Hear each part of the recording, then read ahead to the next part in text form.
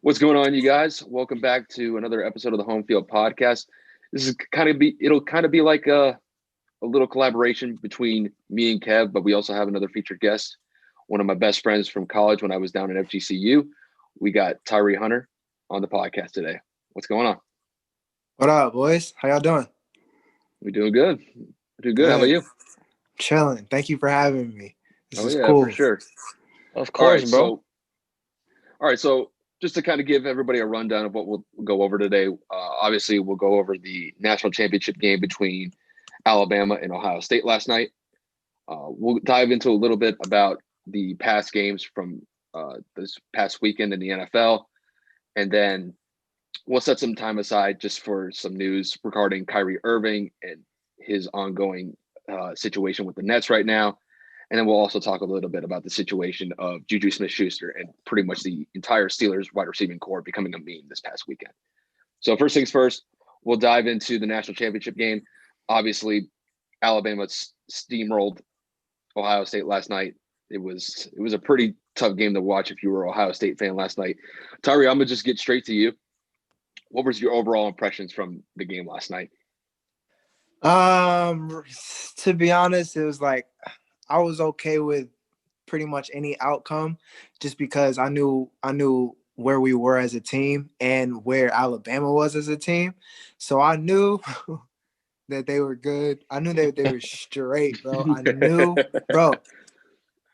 Najee Harris like doesn't even get the recognition because of Devontae Smith, like. Mm-hmm. And then like that whole squad is just like straight. So like I knew what to expect. I knew that we could put up points against them. And if you go back, like we put up like 30-ish points. They took back like 2 touchdowns. Like we were moving the ball, but the hard part was being able to stop them. Like Yeah. everybody knew like it was two good offenses, two ish defenses. So it was like whoever could get the stops was going to win. And they stopped us plenty of times, and we didn't stop them a single time. So Well, that go ahead. Go ahead. that's what it is. That's what it I is. mean, I think I real mean, quick. We had a couple of things that I think would have made it a little closer. I don't know if we would have won, and so it's not an excuse. Um, but we were missing some key defensive linemen, so they got no pressure all game. And Trey mhm, Sermon, like Justin Fields, plays better with a run game, so that's why you saw him cut up a little bit against Clemson because Sermon was spazzing. So as soon as Sermon went out, I'll tell you one thing: like I've never been like a Master T guy. So when Sermon like came up, I was like, oh, okay, like we might be able to do a little something. And so when he went down with the defensive linemen that were out, starters, like 3 or 4 starters were out. mhm, Um, I knew that it wasn't gonna be it should have been closer than it was. Like it mhm. would have been closer. With Sermon cutting up, that earlier in the second half, they want to pull away going into the third quarter. And then, it's a game. So I don't know. I'm not too mad about it. Alabama's good, and I like those guys. Najee Harris, I like those guys. So I'm not upset. I think we were the second best team this year. So And, can't be too and mad about it. the thing is, like when I was watching the game last night, I mean, through the first quarter and maybe like a portion of the beginning of the second quarter, I thought you guys were in it because there Yeah. was a point there was a point in the first half where you guys were kind of trading touchdowns, and it was kind of Yeah. like, okay, like who's gonna get that one stop on the defensive side of the ball, and then can the other offense capitalize on that? And Yeah. I really thought actually Ohio State was really in the game after they stripped the ball from Mac Jones, Yeah. and then they tied it up 14-14. But then, I mean, after that, I think Ohio State had like two of their drives stall out back to back, and Yeah. then Alabama capitalized on that. Whether it was Najee Harris or Devontae Smith, I mean, they just capitalized on some of the defensive mistakes or the scheme mistakes that Ohio State had, and they took Yeah. full advantage of it. Like to me, like when I was watching the game, I was really kind of surprised that they weren't really that Alabama wasn't really able to run the ball as well as I thought that they would have. And I think in large part, it was the fact that really Ohio State's defensive line and their linebackers were really, really kind of clogging up those gaps. And it wasn't like Najee Harris had like the greatest game running the ball. He was mostly utilized sparingly running the ball, but he made a lot of damage. And then a lot of those bubble passes, a lot of those screen passes. And he took, I remember one of the touchdowns he got was like a 30-yard like little bubble screen, and he breaks a couple tackles, and then it's a touchdown. And then Devontae Smith, I mean, I don't know what else you could really say about Devontae Smith. I mean, I think people forget that he was the guy that caught the game-winning touchdown 2 years ago when Tua Tagovailoa came in for relief of Alabama at that point in time, and he threw the game-winning touchdown to him. And then 2 years later, he's the star wide receiver, not only just Alabama in the SEC, but I mean the entire country. I mean, he's literally a top 3, top 5 pick going at this point in this year's draft. So he's an absolute stud. But I didn't expect him to go off for 12 catches, like 215 yards receiving, and then 3 touchdowns. I mean, I remember the last touchdown that he got. I mean, they had a linebacker lined up on him, for God's sakes. It was a zone defense, bro. I get it. It was a zone defense. But, I mean, you're just asking for trouble, and especially if you're not able to get any sort of pass rush against Alabama's offense. But that's the thing. Alabama's offensive line is probably the most undervalued or the most underrated aspect of that team, is the fact that literally Matt Jones could sit back in the pocket, just chill back there, sip some tea, and then throw the ball if he needs to. Like, he's had a bunch of time. I don't even remember him really getting pressured outside of that one sack where he got strip sacked. There was no pressure all night. No pressure all night. And that's the thing. I mean, he threw for what, like 450 yards? Like 456 on us. Yeah, bro. like he didn't have to go that hard, bro. Yeah, so I mean, 464 and 5 touchdowns, man. I mean, he's unstoppable. I mean, if Devontae Smith didn't dislocate his finger, there's a very good chance that Matt Jones would have probably thrown for over 500 yards. Mac Jones is not all like. Don't get it twisted. Thank you of the system. You got crazy skilled players and a good offensive line, and Nick Saban call him, and not even Sarkisian. The offensive coordinator? Sarkisian, right? You got him calling plays. Like, all you got to do is throw the ball up. Like, come on, bro. That's what I'm saying. He's definitely a product of the system. Yeah, but he's Matt Lyon. But Devontae Smith could have had literally 300 yards receiving. That's so disrespectful.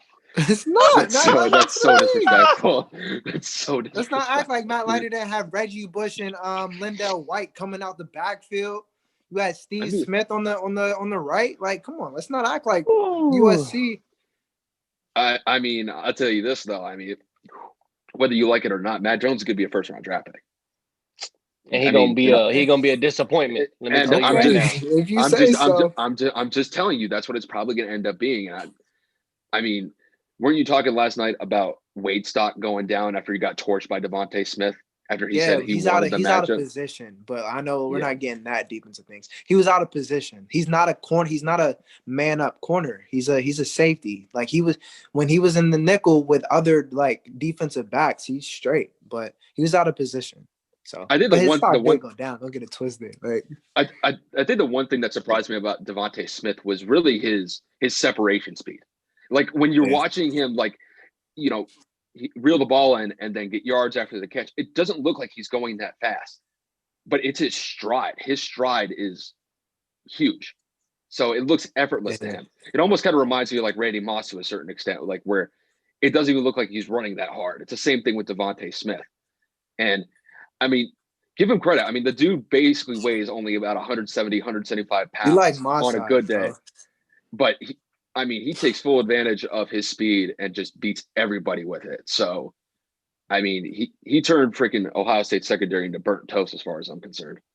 So, Tyree, my big thing for you is, as an Ohio State fan through and through, you're watching this game and you're seeing Najee Harris kind of get bottled up to a certain extent, and then you see this man, Devontae, just absolutely torching your guys' secondary. Like, did you think that they would come out with an adjustment for him in the second half, like maybe a double team man coverage, some form of a shade if they're going to continue to run that zone? Like, why did they let him beat you guys so bad? First, the DBs we were a down year. When you put DBs out into the league like we do, you're gonna have a down year. So like our secondary wasn't like what it usually is. Come on, like we just put Jeff Okuda in. What's old boy in Indiana from 2 years ago? Hooker. Malik. Like we put DBs out. You feel me? So with that, and then you're not getting pressure. My whole thing is early in the game, like Kyle mentioned, like he thought we were in it. I'm not gonna cap. Like I knew we were losing. There's some things in college that you can look at. There's some things in college that you can look at and you can see, like, oh, your NA is 14-14 now, but they're killing you in the at the line of scrimmage. You know what I'm saying? Like if you're not getting any pressure, they're going to continue doing what they're going to do, and we're not going to be able to. So with no pressure on Jones, and on the flip side, Bama's, you know what I'm saying, they're blowing us up a little bit. Like if we're losing that line of scrimmage battle, the team that's winning that is going to pull away, So I knew that we were going to put up points, but we were never going to be able to like stop them. At one point I was like, how are you forgetting about the Heisman Trophy winner? But he's the Heisman Trophy winner. You know what I'm saying? So it's like, what? You're not at wrong. one point, you got to just respect it. I don't know.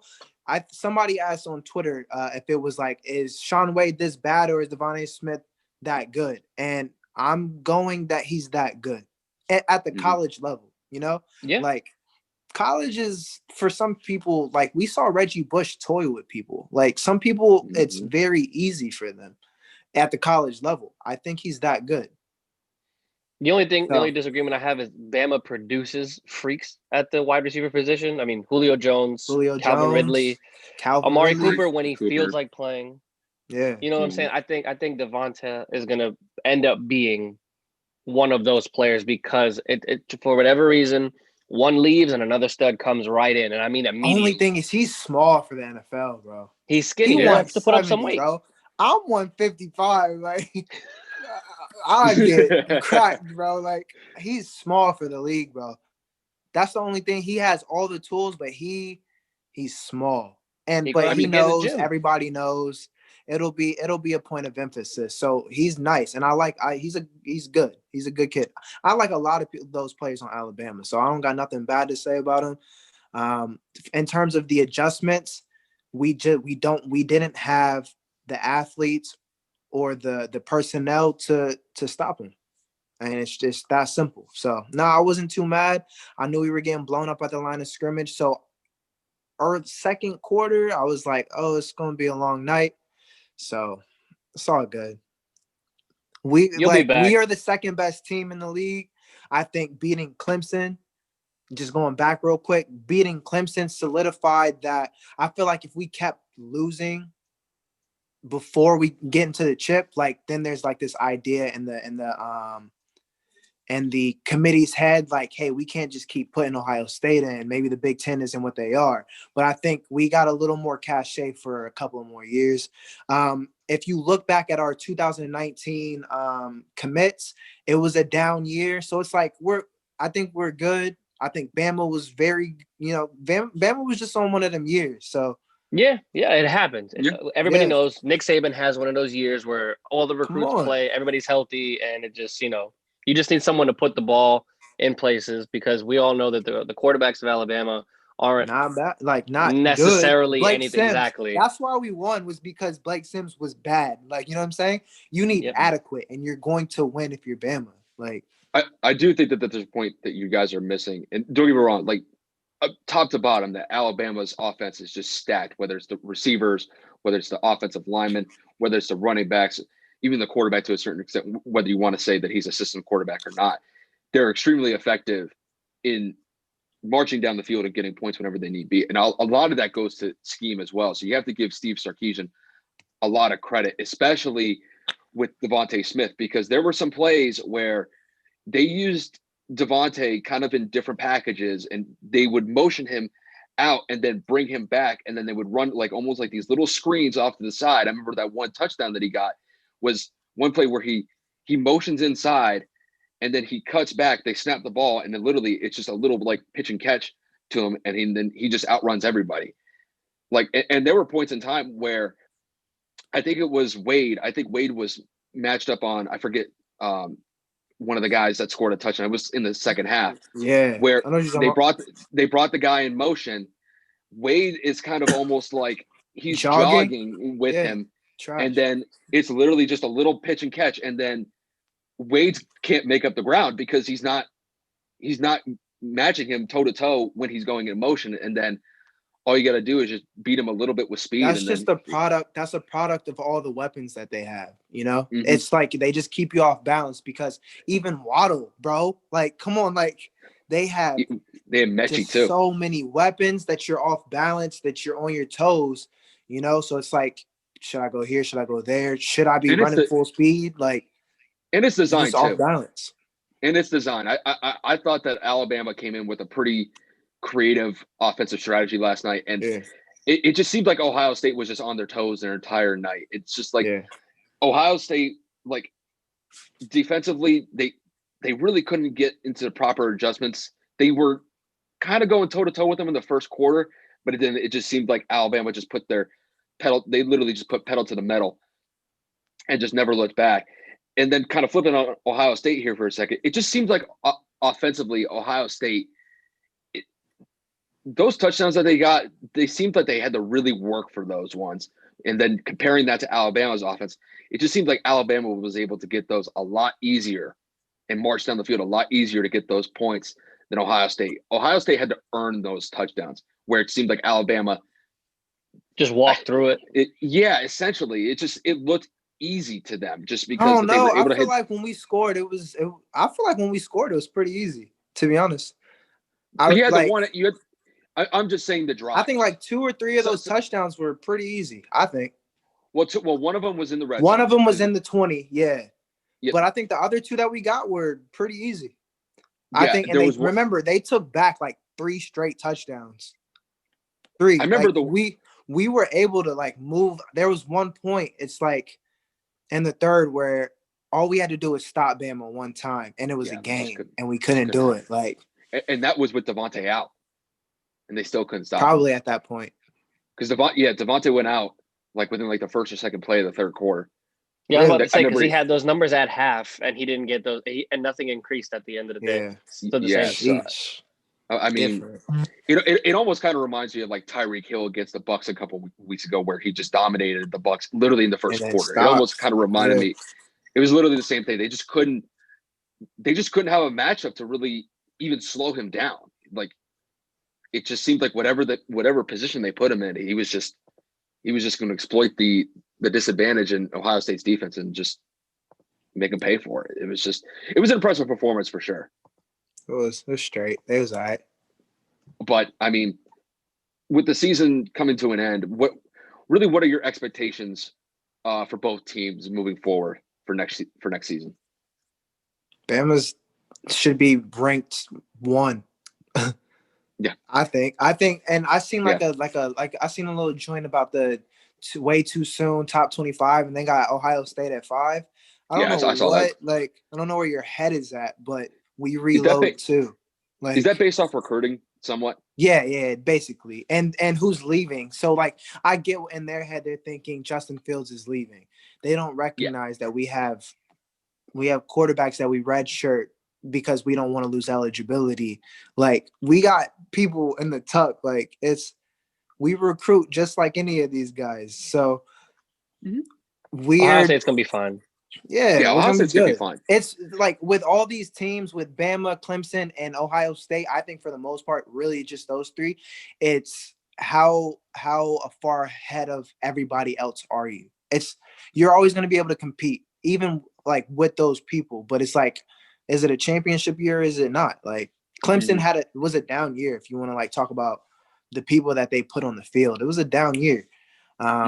It was a down year for us, low-key, in terms of personnel and talent. It was a down year for us. So that's why I'm not too mad about like the outcome, because keep it a buck, I was terrified of Clemson. In my lifetime, we're 0-3 against Clemson. So it's a bad matchup. Understandable. It's understandable. Like last year when y'all played against we had the squad last year. That's what I'm saying. Y'all had the tools to beat them, and I just think Clemson outshined you. They found a way. Yeah, it But was some bad calls. The There was some bad refs were calls. highly questionable. But But Justin, when push came to go ahead. shove, Justin Fields made some bad plays, some bad throws. Yeah. So And that interception at the end of the game, that's really that what was on cost him. Olave. That was on Olave. That was a wrong route. That was a wrong route. Yeah. Okay. Remember, he broke off and Yeah. before. You're not supposed to do that. That was on Olave, not Justin Fields. But he still didn't have a good game. I think he had 2 interceptions, like 1 touchdown. He still didn't have a good game. But that last play wasn't on him. But I mean, overall, I think Justin Fields is one of the better quarterbacks to come out of Ohio State recently compared to like Cardale Jones, Dwayne Haskins. I think he has He's probably a done. higher upside. There's some people that will tell you he's the best quarterback in Ohio State history. Really? There are some people like he's yes. In terms of upside and everything, yeah, there are some people that tell you that he's the best. But you got to think about like Braxton Miller's not a quarterback. Troy Smith won the Heisman. He wasn't a quarterback. Like we don't have quarterbacks. We have athletes at quarterback. Yeah, you're not Justin wrong. Fields and Dwayne you had Haskins Joe Burrow at one point, but he ain't play. Huh? You had Burrow at one point, but he ain't play. Yeah, I don't want to talk about it. Yeah, that one. I mean, check this out, right? Check this out. Burrow there. Check this out. This is my mindset behind it, right? So the Burrow thing didn't work out for obvious reasons, but then they go and get Justin Fields in the similar situation, and he left Georgia. Yeah, same thing happened. So they got their replenishment, they got their refuel. You know what I'm saying? They got their second chance. Mm-hmm. And Justin Fields fits what we do way more than Joe Burrow. Like we don't do pro style like offenses. Joe, like we're spread four receivers, running the QB. So that's why Joe Burrow didn't play, and he was just behind some talented quarterbacks. He was behind some talent. So at the NCAA level, he was behind some talent. So. Well, with that said, that'll wrap up the national championship portion of the episode. We'll move on to some of the NFL games that we had this past weekend. Just to kind of give everybody a quick recap, we'll just go down the scores the way that I have them here. So the Buffalo Bills beat the Indianapolis Colts by the score of 27-24. The Los Angeles Rams beat the Seattle Seahawks by the score of 30-20. The Tampa Bay Bucks beat the Washington Football Team 31-23. The Baltimore Ravens beat the Tennessee Titans by the score of 20-13. You had the New Orleans Saints win 21-9 against the Chicago Bears. And then the last game that I have here, we had the Cleveland Browns beat the Pittsburgh Steelers by the score of 48-37. Kevin, I'll start with you. What were some standouts from some of these games this past weekend? Hey, Kyle, I have a question. Go ahead. What did I go this weekend? You went 5-1. 5-1. I want the audience to be aware. I will start it off with the Cleveland Browns. I apologize for absolutely doubting them. They came in there and they punched Pittsburgh right in their fucking face. I think I really I can't. We were texting about it. I really can't put into words how much of an ass whooping it was. I mean, Pittsburgh later in the game, crawled back into it and tried to make it a reasonable score. But early on, I mean, first quarter, we're talking 28-0, and Ben played horrible. I don't want to hear it. There's no if, and, or buts about it. He really made a case for himself that he couldn't really do it. I don't know if he was. That's what I'm saying. That's what I saw. He's a potential comeback player of the year in terms of coming back from that injury. But it just went and showed, like, push came to shove, like Kyle made the point last week in our episode that Ben may not be ready. That week may have hurt him more than helped him because he needed to stay within a rhythm. And Cleveland just went out and did what they needed to do. Juju Smith-Schuster and Chase Claypool went and ran their mouths throughout the week. I'll get into that a little bit later. But Cleveland went out and did what they needed to do. They ran the football, and Baker played mistake-free football. And I think that that's what Cleveland needs to do to go forward. Chicago, New Orleans, I can't necessarily put it all on Mitchell because there was a drop touchdown early on and momentum was immediately destroyed right then and there. I mean, Chicago's hopes and dreams I think they were lost on that one play, and they could have made it a game. Too. They could have made it a game. They could have made it a game. and they botched it. I didn't really see anything from New Orleans for Tampa to really worry about this coming week. I mean, the Bears defense was good, but I think Drew is hurting a lot more than people want to say. The Bucks, Heineke played really, really, really, really good football. I mean, you can't ask for much more from a backup that hasn't really had many reps throughout the year. And I think that Washington's defense, all in all, played as best as they could have. But like Tom and Bruce Arians said, if you're going to challenge the best, you're going to get the best. And Tom Brady showed why he has 6 championships. So I think that Tampa did what they needed to do, and their defense played very well as well.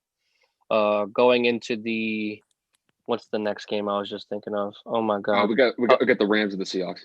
Rams and Seahawks, I called it. I mean, the stinger that happened to their backup quarterback kind of sucked. I didn't expect Jared to play.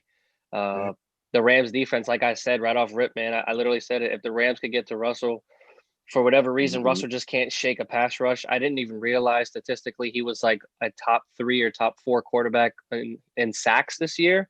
I didn't realize how bad the Seahawks offensive line was until I just saw Aaron Donald and them boys just getting in there whenever they wanted. So that defense is here. I will say that the Rams do need to pay attention to their injuries. I know that Jared Goff is still battling his. Cooper Kupp left that game, and Aaron Donald is banged up with a rib injury. So, I mean, I don't know how that's going to pan out against the Seahawks. I mean, against the Packers, but I would be aware. And then the next AFC matchup. Am I almost done? I think I'm almost done. You got two more. We'll throw the Ravens and the Titans. What did I say? Contain Derrick Henry, and I'm not worried. And what happened? This man, Lamar Jackson, took off, and he almost doubled what Derrick Henry had in total. Lamar Jackson is on a mission, and he's out to show everybody like, yo, I won an MVP for a reason. I need to get this monkey off my back and say, yo, I could win in the playoffs. He played efficiently. And the Titans, man, I said it all year.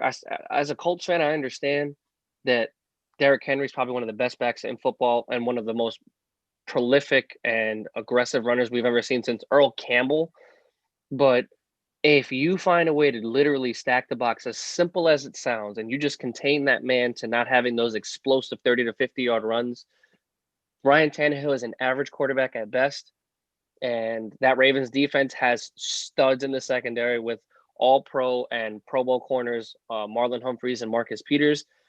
I knew exactly what was going to happen. They were going to get to Henry, and Lamar ended up eating the clock, and they ran the ball very, very, very efficiently. And last but not least, it's sad to say, we made it a game. The Colts found a way to go into Buffalo and really contain Josh Allen as best as they could. Sadly enough, we shot ourselves in the foot. We had 6 drops in the game in total. We went for it on 4th down, and we had a drop touchdown on 4th. We went for a 2-point conversion that was unnecessary, missed a field goal, penalties, you name it. I mean, the Colts lost to the Colts, not the Bills. Let's get that very straight and clear. And Phillip Rivers played extremely well. I cannot lie to you. I was in shock at how well he played. He did everything that we needed him to do for a 39-year-old non-mobile quarterback in the cold at Buffalo. He did everything I wanted him to do and more. We ran the football as best as we could, but that Buffalo defense is still stout. And they showed that, they were the better team. Unfortunately, we came up short, but, we'll see what happens next season. But, all in all, I thought it was a great wildcard weekend. Tyree, you're up. Bro, I don't got a single thing to say. He covered every single base, bro. I mean, here's the thing, because I'll kind of just do kind of like a quick recap of what I thought of each game. With Buffalo and Indianapolis, it was a great game, back and forth.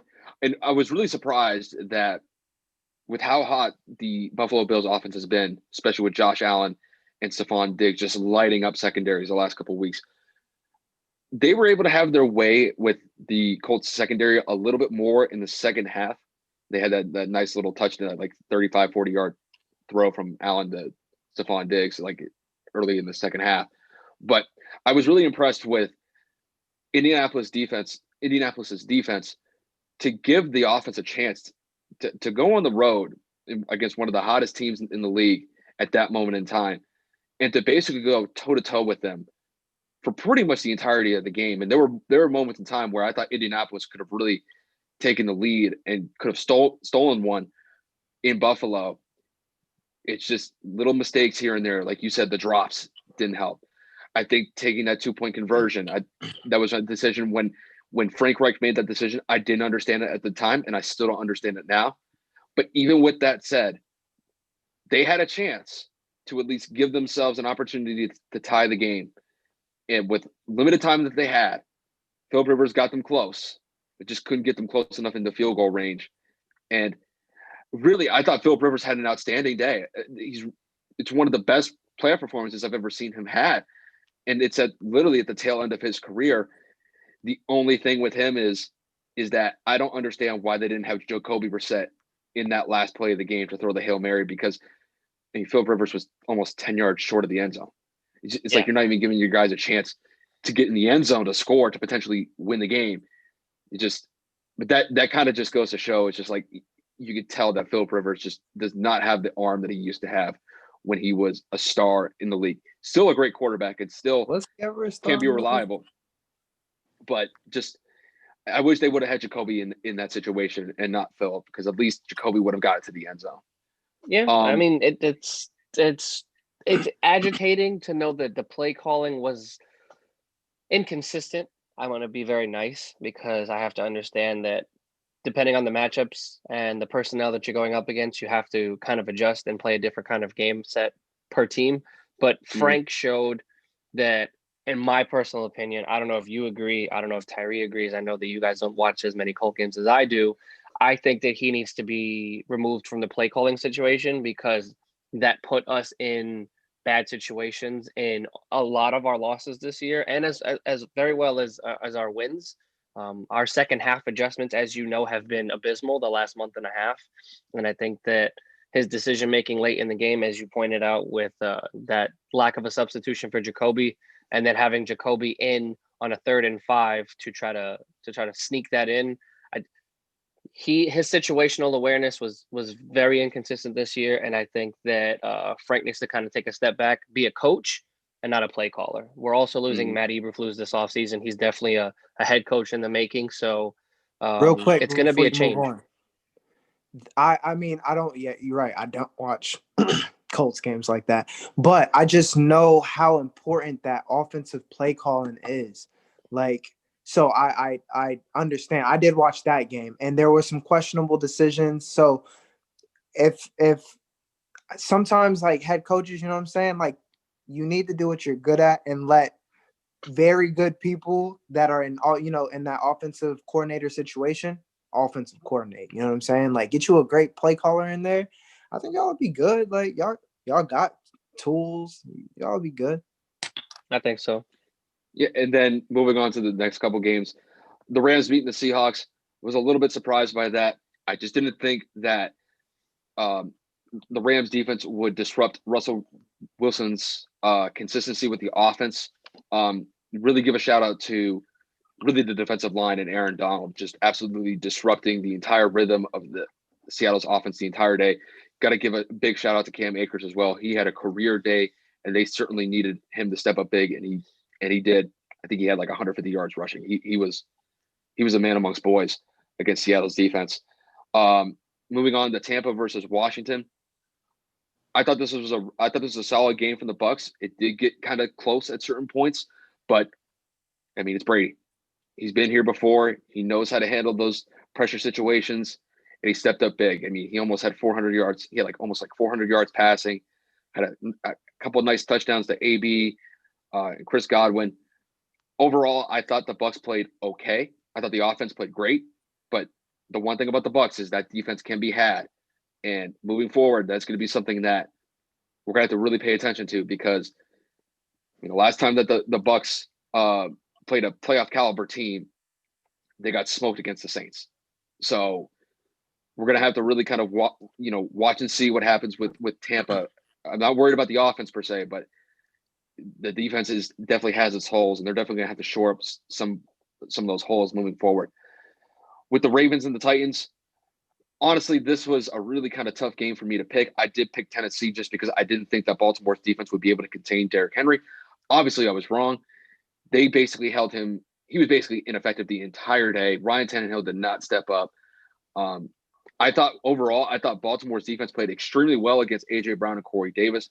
They had largely they had rather pedestrian performances, but I think in large part that was due to Marcus Peters, Marlon Humphrey, and just really the Ravens secondary getting after those guys and getting physical with them. And then Lamar Jackson was a stud. I mean, he was an absolute monster running the ball. And he's one of the fastest quarterbacks that I've ever seen. Once he gets going and he gets in space, he's one of the most dangerous quarterbacks. I mean, not only quarterbacks, one of the most dangerous athletes in the NFL, just because when he gets going, it is hard to stop him. And he has really just great juke ability just to get out of situations to kind of extend the play that he's going out with. So really just an outstanding performance from the Baltimore Ravens. And like Kevin said, it was nice to see Lamar get his first playoff victory in his career. With the Saints and the Bears, this game was kind of a dud to me. The Saints pretty much kind of rolled through. They did what they needed to do. The Bears suck. The Bears were lucky to just be there just because they don't have a quarterback, whether it's Nick Foles or Mitchell Trubisky. They can't really play the position that well. Now, Mitchell has been playing better the last couple of weeks. I will give you that. But I really think, and Kev really hit on this when he was talking about this game, was Wims dropping that touchdown pass. It was a perfect pass. I know I give a lot of crap about Mitchell Trubisky not being able to play, but that was a perfect pass from Mitchell. And, dude, you got to catch that. I mean, like, when you're watching a replay, he had his arms out like this. He literally just, like, you got to bring your hands up if you're, like, right to your shoulder and then just look the ball in. Like, I don't know why you would let it come, like, all the way down to, like, basically where your stomach is. I mean, it was a walk-in touchdown, and it just couldn't secure the catch. But yeah, the Bears defense did play well. I think they were able to play as best as they could against the Saints offense. But you know, it sucks that when the defense is spending so much time on the field and your offense isn't producing, it's just at a certain point in time that defense is going to break. And Drew Brees and the offense was able to do just enough to get by against the Bears. But I'm worried about the Saints moving forward because like you said, Drew is definitely showing his age. Obviously, I think those ribs are really tender right now. So I think he's going to do his best to kind of manage that situation going forward. But if the Bucs can get some pressure on him and really kind of go after those ribs, it may be a difficult day for Drew Brees. And then really the performance of the weekend, as far as I'm concerned, was Cleveland just absolutely smacking Pittsburgh. I mean, it didn't help. It didn't help that Pittsburgh kind of shot themselves in the foot. Literally in the first play, they snapped the ball. I think it was Marquise Pouncey. He snaps it over Big Ben's head, and Big Ben and James Conner can't fall on the ball. And then Cleveland turns that into a touchdown. And I mean, the game was over after the first quarter. They were down 20-0 against Cleveland in the first quarter. I'm like, you're not going to be able to come back for that unless you're Tom Brady and you're playing against the Falcons. That maybe once in a lifetime thing. But I mean, I didn't think that Big Ben had that great of a game. He had 4 interceptions. The team had 5 turnovers. So you're not going to win the game when Big Ben throws it damn near 70 times. He has 4 turnovers. The team has 5. And you spot the other team 28 points at the beginning. You're just not going to be able to win games. So, I mean, overall, like I was really impressed that Cleveland was able to really take advantage of those mistakes that Pittsburgh made, those self-inflicted wounds that Pittsburgh made on themselves. But I mean, they're a fun team. They're a good team. And it is going to be interesting watching that team go up against Kansas City next week. So just to kind of go over the upcoming games for the divisional round, not dive too much into it. I'll go down the games. I'll just ask you who's going to win the game and why. We'll start with Kev. We'll do Green Bay versus the Rams. Who do you have winning and why? I got Green Bay. Green Bay is probably the second best team in the entire league. Like I stated, LA's hurt. If Aaron Donald is not at somewhat of a competable or Aaron Donald level, should I say, I don't think that they're going to be able to get any pressure on Aaron. And I think that Aaron dominates in the air. Jalen Ramsey will probably be on Devontae Adams the entire game. I think that's going to be the most exciting matchup of the weekend. But I think Green Bay edges that out by about a touchdown. So I'd say maybe 28-21 or 27-20 Green Bay. All right, Tyree, who do you have? Yeah, I got Green Bay. Mainly because I think Green Bay is going to put up points, and with LA being hurt, I don't think that they're going to be able to keep up. I think they're going to get enough pressure, but just it's we talking about Aaron Rodgers, so he's going to get his points. He'll toss it up and get 28 points. So yeah, LA is just not going to be able to catch up or keep up just offensively. So and yeah, I mean, I'm with you guys 100%. I think Green Bay wins this one. I won't say fairly easily. I think they probably win this one by like 10, maybe 13 points. I think they could put 31 up against the Rams. I say 10 points. I could see this one going like 31-21. Damn, I would really be. I mean, it could even be more. Like I don't even know if the Rams are going to get if they're going to crack 20 points just because of the situation with Jared Goff. My head, I was just about to say I don't want to see them crack. I say like, 14 for the Rams. Yeah. So I say like 31-14 or something like that.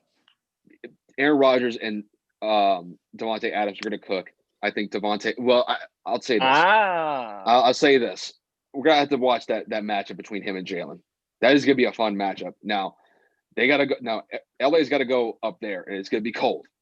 So, we're definitely gonna see. We're gonna find out whether or not that Jalen can play well up in that environment against Devontae when basically Aaron Rodgers and Devontae have been cooking the entire year. But yeah, I got Green Bay winning this one. As far as I'm concerned, that I'm not going to say that they're going to blow them out, but I think that they should be able to win this one fairly convincingly. So up next, we got New Orleans versus Tampa Bay. So Tyree, I'll start with you. Who you got with this one?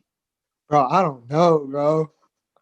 Only thing, like, this not X's and O's, like an analyzation or analysis of X's and O's. I just don't think when you sweep a team, it never goes well for you.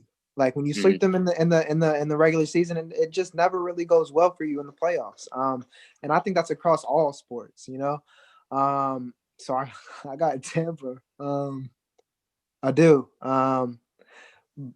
Breeze, there's this smoke that he doesn't win in the playoffs like that. And where there's smoke, there's fire. And now that Tampa's going up against, because historically I kind of like the Saints, but fuck the Saints now. Fuck out of here. Fuck out of here, Tampa. I think it's gonna be close. 7-10 points. I think that both teams are going to be able to put up points. I think that Tampa's going to be able to get stops when they need to. So I say maybe like 28-21,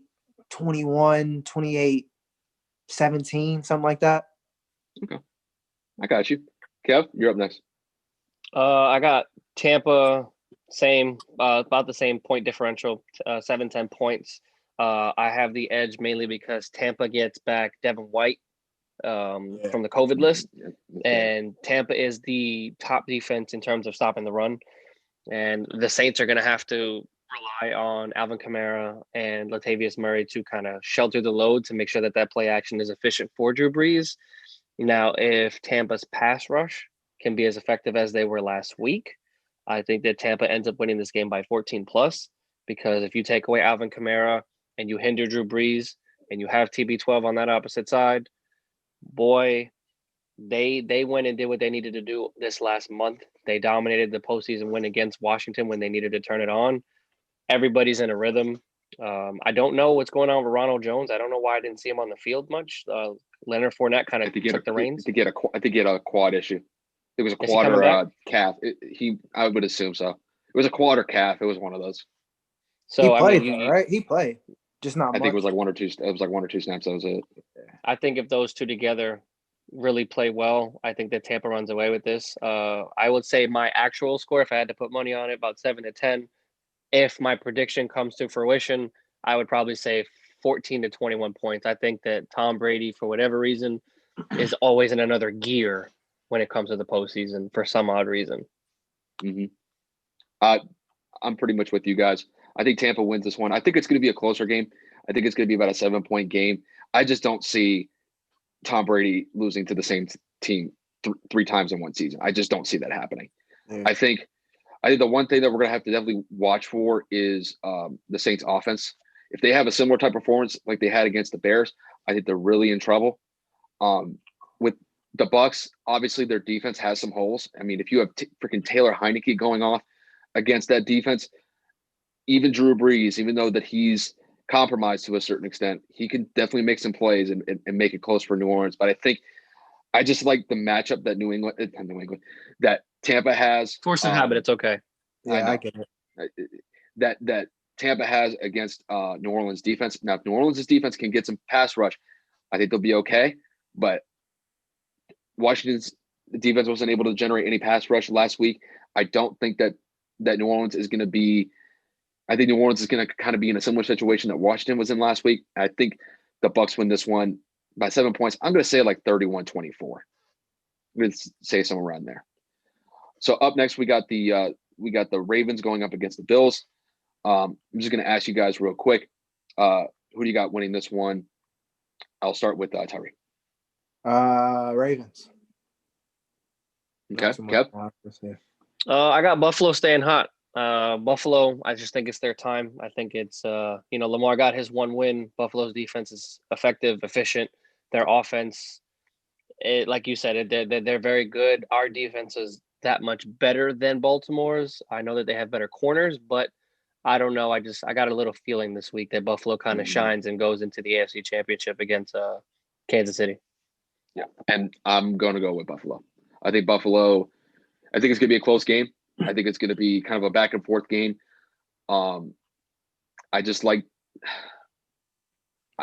really interested to see if Josh Allen can really kind of overcome that Baltimore secondary.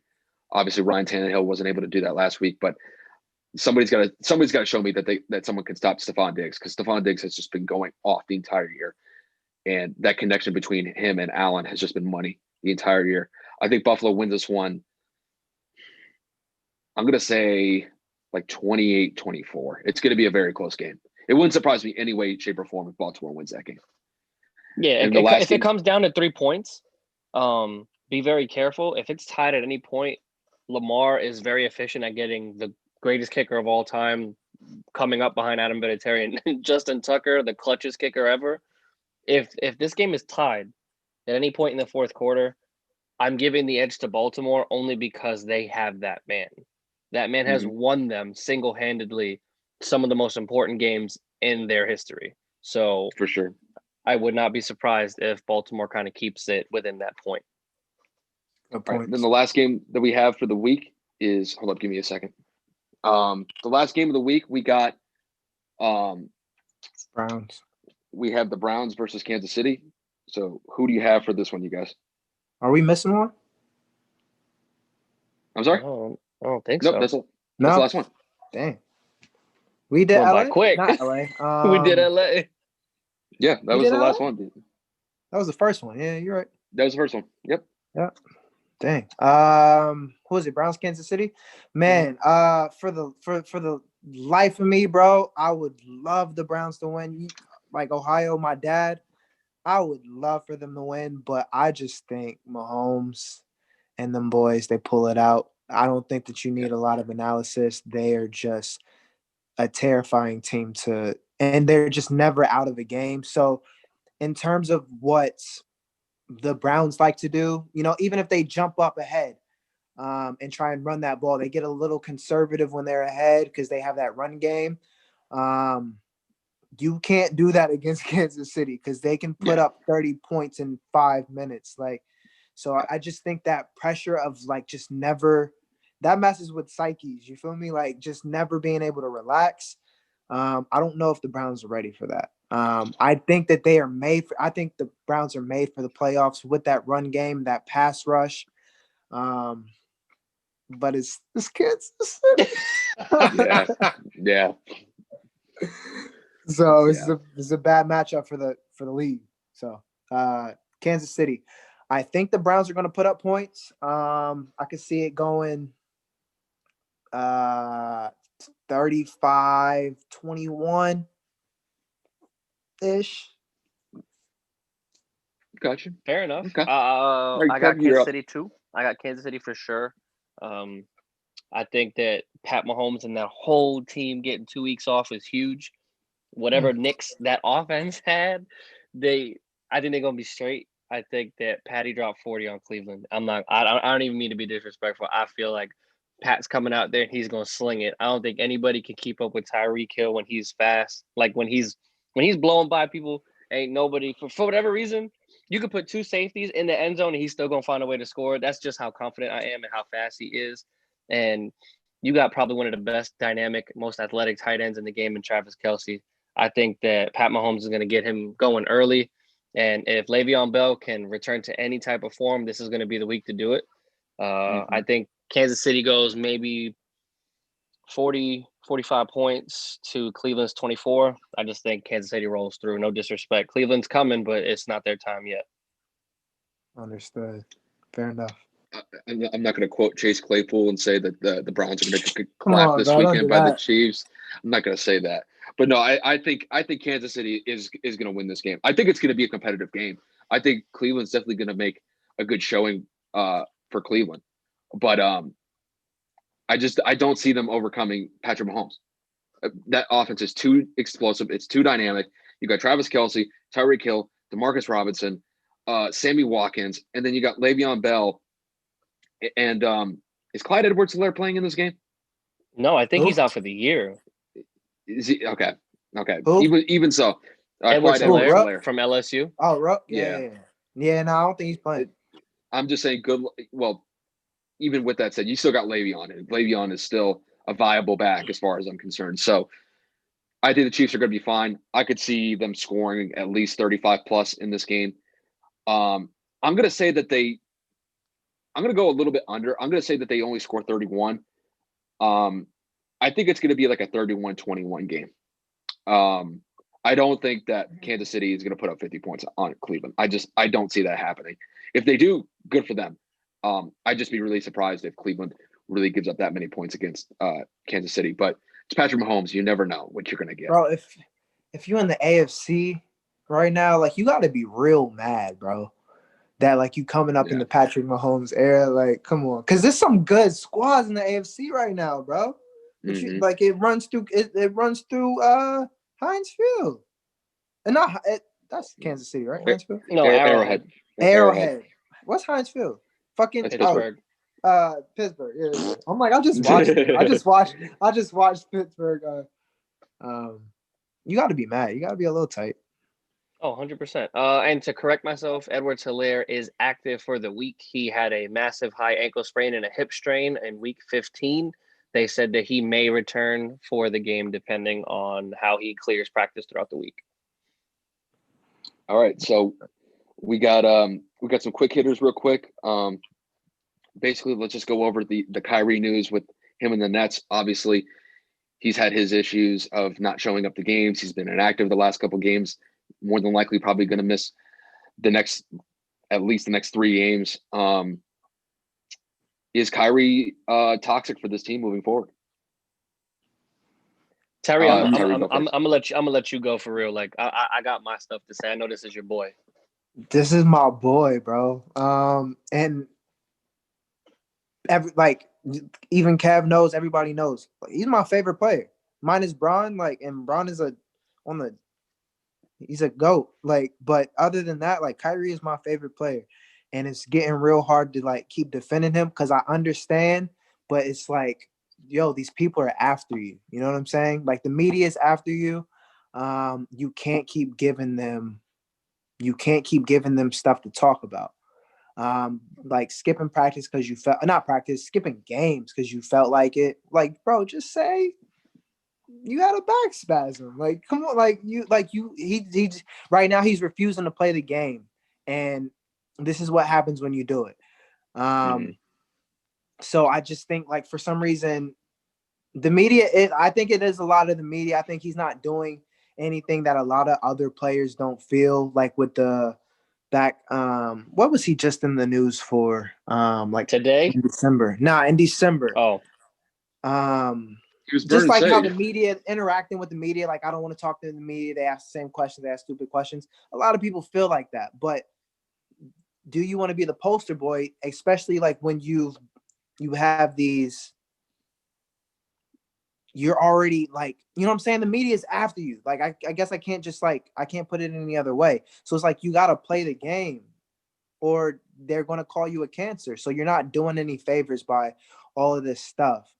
So I don't feel bad for him at this point because you're bringing it up on yourself. Like, it's COVID, you got to be extra careful, and then you let videos surface of you breaking COVID rules. Like, that doesn't, I don't understand. So, and my thing is, even if you don't think that you're a cancer, you're a distraction because who are answering these questions? It's your teammates. You're not even there. Like after the game, your teammates got to answer those questions. And as a leader, like you don't want to bear that to your guys.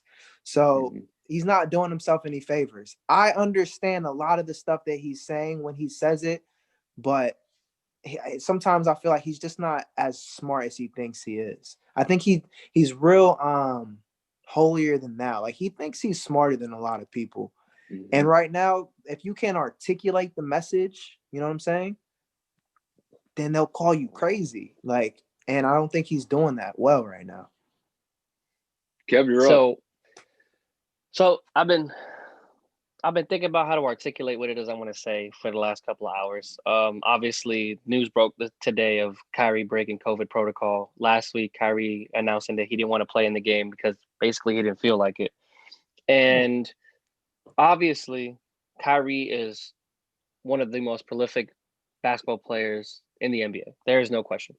The man immediately makes a basketball team better. He is an NBA champion. You know what I'm saying? Kyrie is a professional. Like, he is always a very well-spoken individual when he does communicate with the media. But personally, I've had enough. Like, I have to chop him up. Like, it's getting to a point now. He did what he did in Boston, and that situation got twisted. And, he said, I want to be in Boston, and he left. Breakdowns with Danny Ainge, whatever happened, it fell apart. That whole situation to come to Brooklyn with KD, it happened. Last year didn't pan out due to injuries, KD having the Achilles rupture, so he didn't play the whole year. But first and foremost, Kyrie has had a shit ton of injuries the last 3 years between the shoulder, the knee. I want to say the shoulder twice, technically, because it was bothering him in Cleveland. And then when he went to Boston, it was bothering him in Boston, had the procedure, and then he got hurt again in Brooklyn. Then he got the last year. Yeah. So Kyrie's injury prone. He's got a max contract right now with Brooklyn. Then we have Kyrie's media escapades over the last couple of years. I don't know if anybody remembers, he had a first take segment with Max Kellerman and Stephen A. Smith. And for whatever reason, I just got a weird vibe that segment that he was just very arrogant. And like Tyree said, he feels he's smarter than a lot of people. And the brother says a lot of big words and very well structured and put together sentences, and he has a lot of facts. But when you come across as someone that cannot be wrong or cannot be told something and you can't agree with it, I feel like he can't take constructive criticism very well. You immediately become one of those people in the league that it is very hard to talk with. It's very hard to tell you where you need to improve. It is very difficult to want to cheer for somebody who thinks they're better than everybody. Confidence is one thing. We all know Braun has a confidence to it. We all know, even at a young age, Luka Doncic has a confidence to his game. Kyrie has a very cocky approach to how he presents himself. Now, granted, he backs it up because the man could go for 40 any night. I 100% understand that. But it's how he goes about it. He came to Brooklyn because he wanted to play with someone that can hit the shot because he's never had that. Absolute disrespect. You don't say that about LeBron James because you don't have a championship without LeBron James. You've had enough of that stupidity. You put all the weight on Kevin when you don't want to play basketball. Like you said, you put all the pressure on teammates when you don't want to play basketball. You have a rookie head coach in Steve Nash who put all his faith and has said nothing and shot all praise to you and Kevin. And you're basically saying, I don't want to play. I don't feel like it. I don't know what kind of disrespect or arrogance you got to have to literally look at your teammates and be like, I just don't feel like it. I get the media trips him up. The media puts him in a lot of awkward situations. The narrative is always spinning that Kyrie's a bad person. But it's one thing if it happens one or two times. We're talking about multiple locker rooms he's been in since he left Cleveland, that this has been a spiraling issue. And he's an individualist. He's a different thinker. He is very unique. But when it becomes a habit, repetitively and consistently, today broke the camel's back because you gonna really sit out here and go clubbing. So for your sister's birthday or not, no mask. You out there just disregarding COVID protocols. Like me and Kyle was talking about a few weeks ago. James Harden was doing the same thing and the league bashed him. It's not gonna stop because you Kyrie Irving. It's not gonna stop because you were already away from the team. They gave you all this money. They have all this faith in you. They paired you up with probably the best scorer in the NBA, and you're really gonna leave him hanging because you want to be and you're right in history. And you gonna sit here and basically just be a little bitch about it. Like, I'm sorry, it's gotten to that point where I am now fed up with Kyrie Irving, and I've honestly had enough. Do they pull the trigger and trade him to Houston for James Harden? Does he get packaged somewhere else? I don't know, but I think that his relationship with the Nets has started to separate a lot faster than what people expected. But I did call this when he signed with Brooklyn. I said that he was going to be a head case. He got a pride issue. Go ahead. Nah, go ahead. That's it. It's a pride thing. It's like you can't swallow your pride and talk to the media. You can't swallow your pride and play. You can't swallow your pride. You know what I'm saying? Like he has a pride issue. And that like a whole lot of problems start when you got pride issues. I mean, I don't think I could really add anything here, you guys. I think you guys knocked it out of the park. I think really the only thing I've got to say is Kyrie committed to the Nets. And as far as I can tell, the fact that he's out there partying, doing what he wants to do, it's just not a good look as far as I'm concerned. And as far as I'm concerned, look, I wonder if Brooklyn is really entertaining trade scenarios with him. But Kyrie's in trouble if he keeps doing this. And not only that, like his image, I think, in the NBA is still highly regarded. But if he keeps doing this for the foreseeable future, people aren't going to tolerate that. And to be honest with you, it's disrespectful to his own team. That's just kind of how I see it. So I just think moving forward, Kyrie, you got to get back on the court. You can't keep doing this. I mean, I work for Amazon, and I just can't call out like for a week saying I don't feel like it. Doesn't work like that. Like, so I feel you. Like you make your millions, bro. Like I understand it because now I'm getting frustrated because it's like me, you, and Tyree. If we don't go to work, we're gonna get fired, right? Because you make millions to play a game. It's a luxury. It's a blessing. He thinks that he's better than the world. Him, James Harden, and whatever other NBA players are disregarding COVID protocols. Like, I think there should be a thing, not only because of COVID, but when athletes want to act up, your fully guaranteed contract, there need to be some nicks. Not $462,000. That's piss water. He's making $147 million. They should be held without pay, or half of their pay for that period that they're out or injured or not communicating with the team should be removed. Like I've truly and honestly had enough with these athletes that are going to continue to put themselves above their team and then just straight out just disrespect everybody that is trying to figure out why. You can't be mad at the media asking questions. Are you kidding me? Like, bro, you're partying and you're ignoring us and you're ignoring your team. What do you expect to happen? You're putting yourself in a bigger spotlight than you already were. Bro, fucking stop acting like an ass and go play basketball. It's real simple. Yeah. 400 guys do it per year. Why are you the only? But like I would do, like I keep prefacing it. People feel about the media, you know what I'm saying? People feel the same way Kyrie does, but he's the one that's out spoken about it. So you're gonna it's the cowboy and the arrows. It's like when you go over the hill and you take all the arrows and come back and say, hey, there's a lot of people over there. You're gonna take all the hits. Like it's sorry, you Target's already on his back. Huh? Target's already on his back. Yeah. I don't know how you don't understand that. So, but fair enough. That's pretty much it, you guys. I'll just take a group consensus here. Steelers are clowns, right? As far as the receivers go. Just the shenanigans that they've been up to. I think Claypool is. I think Juju's intent is never. I think there's a big emphasis on every player. Kyrie, just don't be distractions to your team. I think as long as you're winning, like with Juju, it worked. You know what I'm saying? As soon as y'all started losing, now it's an issue, you know? So I feel like you need to understand that. Like, I think Juju's fine. I think Claypool, what he said is unnecessary. I think the media misconstrued what Juju said in the beginning. But also you can't give teams any type of ammunition, and he did. So but like I mentioned, as long as you're winning it's fine, but you're going to lose at some point, and they're going to blame you on it, like, for it. So, like, all these players, like, just stop being distractions for y'all's team. It's real simple. Like, I don't think I could say anything more, you guys. Just want to take the time to thank you guys for coming on for this episode.